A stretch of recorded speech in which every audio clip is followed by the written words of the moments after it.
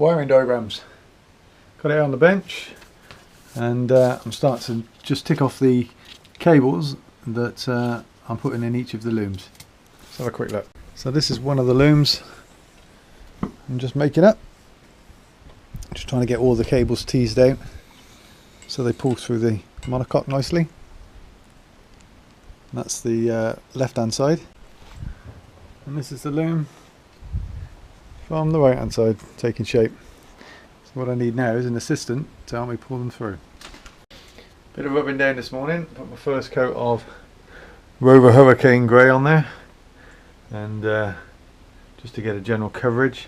Not too keen on some of the imperfections that were showing through, so I'm just doing a bit of flattening back with some 800 wet and dry, and trying to get it all nice and flattened back, nice and smooth, and then we'll try another coat.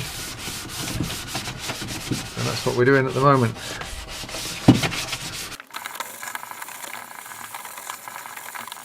So I flattened it all back with 800 grit. The only thing I need now is some more of my Hurricane Grey, Rover Hurricane Grey, to respray it all again, which is in short supply. I'm having a shop around on the high street. Seems the fact that they're not really restocking it these days, so once it's gone I've got to move to another retailer. But yeah, we'll get all this cleaned off, and we're going to look at pulling some wiring in next.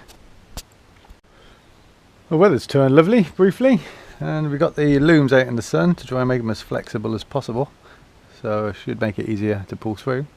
I've even put my seat through the wash, so that's out drying in the sunshine. So if my apprentice is ready, we'll get cracking. And look at that, they're in. It almost went far too well. So yeah, I'll pick my paint up tomorrow. Today's Sunday, so pick my paint up tomorrow. Hopefully give this a one good thorough coat, maybe a second one, and then we can start on the wiring. I'm also thinking about how to get these tubes back for these static ports. They need to go about here on the fuselage, from what I've been told, or from what I understand.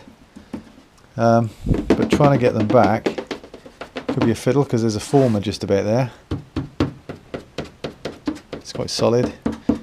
So to get them, there's nothing this side, so to get the tubes back to here is not a problem. But to get them beyond there would be difficult because of that former. I'm wondering whether I could just put them in front. So I think a few people on the forum have added extra static ports. Is that too far forward? I'd like to know. Or have they got to come back? If they've got to come back further, getting through this former might make it too difficult for me to bother. So let me know, see what you think. So I never was 100% confident about the wiring on my diagram to do with the dual fuel gauge. So a little bit of testing based on my wiring diagram proved that it didn't work. So I've searched on the Westac website and found a diagram which looks a little bit like that, and I've just mocked it up. So let's see whether this works.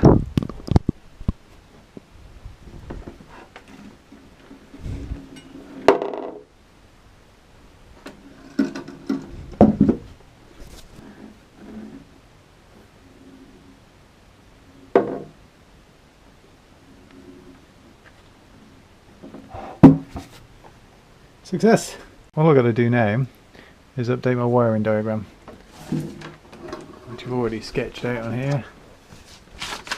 Just a slight amendment, but the cables I've already pulled through in the loom are absolutely fine. Just having a trial fit of a few things before we put the final coat on. There's my new hinge. I've got to take a little shape out of here because it won't come all the way over. That's fine, I'll just shape that around that fuel cut off.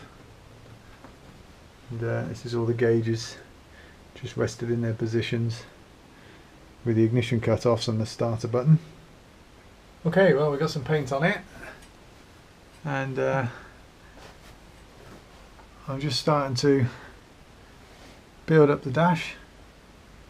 Put all the cables in and just starting to get things into the right places. Just testing out my warning LEDs. Thought I'd give a quick insight into how I'm making my connections off. So for instance, on this cable it's just a bit of an offcut which is powering my all of my instruments from my battery. So this one's 3mm squared. I'm using these crimp connectors, and I've got myself a nice pair of crimps here just to make these ends off quite nicely. And as you can see, that's not going anywhere. But just to make sure about some braces, I'm going to put some solder on there as well, just to make sure it's mechanically and electrically sound. And there we have it. I haven't gone too mad. I've just run some solder through and make sure that that's thoroughly grabbed it. What I'll probably do is cover this with some thinner heat shrink back to about there, and then I'll put another piece over the top there as well, just to support that connection. Make sure that it can't vibrate where the connection's made too heavily and eventually wear thin. So that's my belts and braces approach on each of these connections. Quick update to the demo I just gave you on the bench. Of course you will have noticed that on the crimp on the bench I didn't pinch the insulation, but on these are done correctly. So hopefully they're all fine. Now for a bit of soldering. It's really slow work, but it gives me a certain amount of confidence that when the connections are on there, they're on for good. Just got to repeat it with all the other stuff now.